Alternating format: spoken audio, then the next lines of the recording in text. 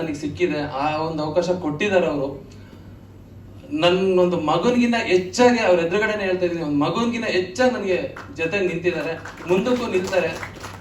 ತುಂಬಾ ಖುಷಿ ಇದೆ. ಮತ್ತೆ ಇನ್ನೊಂದು, ನಾನು ಅವ್ರ ಪಕ್ಕದಲ್ಲಿ ಇವತ್ತು ನಿಂತಿದ್ದೀನಿ ಅಂತಂದ್ರೆ ನಾನು ಗೆದ್ದಿದ್ದೀನಿ ಅಂತ ಖುಷಿ ಪಡ್ತಾ ಇದ್ದೀನಿ. ಬಿಕಾಸ್ ಯಾಕಂದ್ರೆ ಎಷ್ಟೋ ವರ್ಷದಿಂದ ನಾನು ಅವ್ರನ್ನ ತುಂಬಾ ದೂರದಿಂದ ನೋಡ್ತಿದ್ದೆ, ಅವ್ರು ಟಿಕೆಟ್ ಸಿಗದಲ್ಲೇ ಒದ್ದಾಡ್ತಿದ್ದೆ. ಇವತ್ತು ಅವ್ರು ಬಂದು ನನ್ನ ಟ್ರೈಲರ್ನ ಲಾಂಚ್ ಮಾಡ್ತಿದ್ದಾರೆ, ಕ್ಯಾರೆಕ್ಟರ್ ಟ್ರೈಲರ್ನ ಲಾಂಚ್ ಮಾಡ್ತಿದ್ದಾರೆ.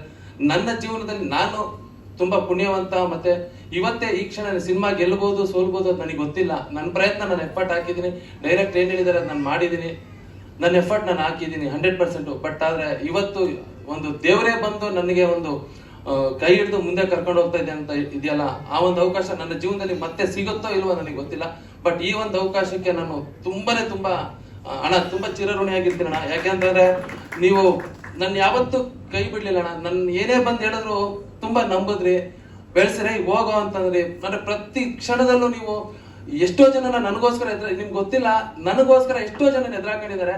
ಅವ್ರು ತುಂಬಾ ಒಂದು ಸಮಸ್ಯೆನಲ್ಲಿದ್ರು. ಅಂತ ಸಮಸ್ಯೆನಲ್ಲೂ ಗೀತಕ್ಕ ಶಿವಣ್ಣ ನನಗೆ ಫೋನ್ ಮಾಡ್ತಾರೆ. ಯಾಕಂದ್ರೆ ಅವತ್ತು ನಾನು ಅಳ್ತಾ ಕುಂತಿರ್ತೀನಿ, ಬರ್ತಾರೋ ಇಲ್ವೋ ಏನಾಗುತ್ತೋ ಅಂತ ಅಂದ್ಬಿಟ್ಟು ತುಂಬಾ ಭಯ ಆಗಿರುತ್ತೆ. ನಾಳೆ ಪ್ರೋಗ್ರಾಮ್ ಇರುತ್ತೆ, ಆ ಟೈಮಲ್ಲಿ ಏನೋ ಒಂದು ಸನ್ನಿವೇಶ ಆಗ್ಬಿಟ್ಟು ಬರಕ್ಕಾಗಲ್ಲ. ಬಟ್ ಆ ಟೈಮಲ್ಲಿ ಫೋನ್ ಮಾಡ್ತಾರೆ ನನ್ಗವರು.